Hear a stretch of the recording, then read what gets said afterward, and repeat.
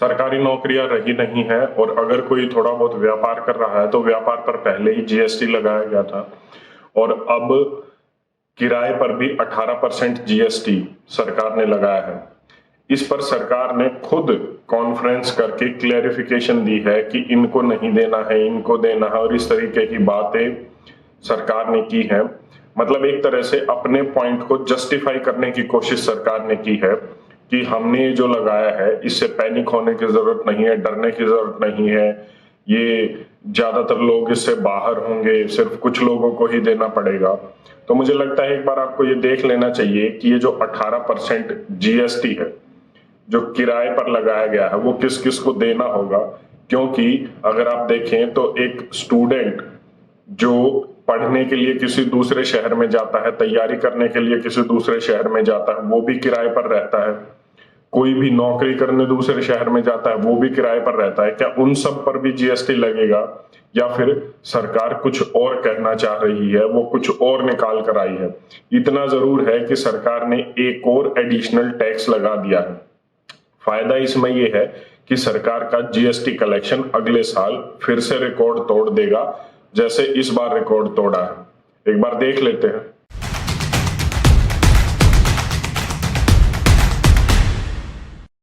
जुलाई 2022 से अब किराए पर भी 18% जीएसटी सरकार ने बोल दिया है कि वो लगेगा। इससे पहले क्या था? इससे पहले रेजिडेंशियल प्रॉपर्टी पर कोई जीएसटी नहीं था किसी भी तरीके से, किसी भी को भी, ना तो लैंडलॉर्ड को ना टेनेंट को, मतलब ना मालिक को ना किराएदार को कोई भी जीएसटी नहीं देना पड़ता था, वो जीएसटी फ्री था। अब सरकार ने रूल क्या बदला है, नियम क्या बदला है? सरकार ने बदला है कि अगर कोई भी रेजिडेंशियल प्रॉपर्टी पर, चाहे वो टेनेंट हो या लैंडलॉर्ड हो, वो अगर किसी भी गुड्स को, सर्विसेज को देता है, मान लीजिए अगर किसी भी कंपनी ने अपना कोई गोडाउन किसी भी रेजिडेंशियल प्रॉपर्टी में ले रखा है तो उस पर, और वो कंपनी जीएसटी के दायरे में आती है, उसका जीएसटी सिस्टम बना हुआ है, जीएसटी नंबर बना हुआ है, तो उसको उस गोडाउन के लिए जीएसटी देना पड़ेगा 18%। मान लीजिए अगर किसी ने अपने किसी रेजिडेंशियल प्रॉपर्टी में किसी घर के साथ कोई दुकान खोल रखी है और वो दुकान इतना कलेक्शन करती है कि वो जीएसटी के दायरे के अंदर आती है। कितना कलेक्शन?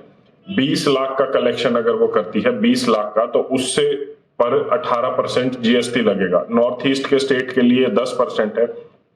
कहने का मतलब है कि अगर आप रेजिडेंशियल प्रॉपर्टी में कोई भी व्यापार करते हैं तो आप पर जीएसटी लगेगा। कई बार हम किसी फ्लैट में या किसी भी उसको रेजिडेंशियल प्रॉपर्टी को किराए पर लेते हैं, जैसे कंपनियां लेती हैं किराए पर अपने एम्प्लॉयज को रखने के लिए, तो उन पर जीएसटी लगेगा। लेकिन सवाल ये उठता है कि क्या कोई भी स्टूडेंट किसी भी गांव से उठकर दिल्ली जैसे शहर में आ रहा है, मुखर्जी नगर में रहता है, वो तैयारी कर रहा है, और या फिर कोई नौकरी वाला व्यक्ति है, वो किसी दूसरे शहर में जाकर घर किराए पर लेता है, तो क्या उन पर जीएसटी लगेगा? नहीं, उन पर सरकार ने जीएसटी नहीं लगाया है, उन पर कोई जीएसटी नहीं होगा। सरकार सिर्फ उन पर लगाएगी कि आप कोई भी सर्विसेज देते हैं, कोई भी सामान बेचते हैं, कोई भी कंपनी का गोडाउन है, या फिर कंपनी ने खुद कोई गेस्ट हाउस ले रखा है, तो उन पर जीएसटी लगने वाला है।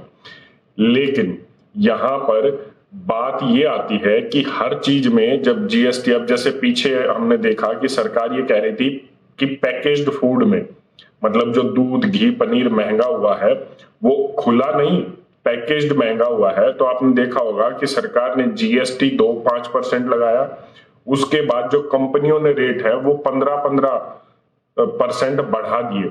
तो ये जाता किसकी जेब से है? ये जाता आप में के और मेरे जैसे लोगों की जेब से ही जाता है। ये सरकार का हर साल जीएसटी कलेक्शन रिकॉर्ड तोड़ हो जाता है, और वो पैसा भी आपको कितनी सर्विसेज, अब कितना ही टैक्स कलेक्शन देख लीजिए, आजादी से लेकर 1947 से लेकर अब तक किसी न किसी तरीके से टैक्स कलेक्शन बढ़ाया ही जाता है, नया टैक्स ऐड ही किया जाता है। पिछला कोई भी टैक्स आपका अभी तक घटा नहीं है, कम नहीं हुआ है, सरकार ने बंद नहीं किया है। लेकिन फिर भी क्या आपको वो सर्विसेज मिल रही हैं? अगर कोई व्यापारी 28% टैक्स, अगर कोई भी किसी भी आइटम पर आप 28% टैक्स देते हैं, इनकम टैक्स या कोई भी टैक्स है लग्जरियस आइटम पर देते हैं, तो क्या आपको उस 28% टैक्स जो आपने दिया है उस तरीके की सर्विसेज मिलती है? एक बार आपको सोचना चाहिए। क्योंकि जो व्यापारी है, जैसे अभी ये जो किराए पर जीएसटी लगाया है 18%, जो गुड्स और सर्विसेज के लिए है, हम ये मान के चलते हैं कि ये व्यापारियों के लिए है या जो कोई भी काम कर रहा है उसके लिए, तो क्या उसको इस तरीके की कोई सुविधाएं मिलती है इस देश में? नहीं। उसे भी इसी तरीके से रोड पर ट्रैफिक जैम में खड़ा होना पड़ता है, उसे भी टोल की लाइन में लगना पड़ता है, उसे भी मॉल में लगना पड़ता है लाइन में, और ये मेरे आपके सबके लिए है। कोई भी एडिशनल हमें ऐसी कोई चीज नहीं मिलती कि जिससे हमारा जो टैक्स दिया गया है वो जस्टिफाइड हो। तो कई बार सवाल ये उठता है कि टैक्स देने का फायदा क्या है? कितना ही कलेक्शन हो जाए, एक घोटाला ऐसा आता है और कि आपका सारा टैक्स बराबर। वही रोड है, वही सड़कें, जो है आपके किसी भी शहर में देख लीजिए, मेरा शहर हो, आपका शहर हो, सड़कें वही टूटी हुई हैं।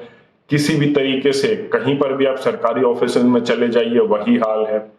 अब लगातार प्राइवेटाइजेशन हो रही है, नौकरियां बंद हो रही हैं, व्यापार ठप पड़ रहे हैं, लेकिन फिर भी हर तरफ रिकॉर्ड तोड़ कलेक्शन है, हर तरफ कोई ना कोई रिकॉर्ड टूट ही जाता है। लेकिन उससे फायदा क्या हो रहा है, सवाल ये है।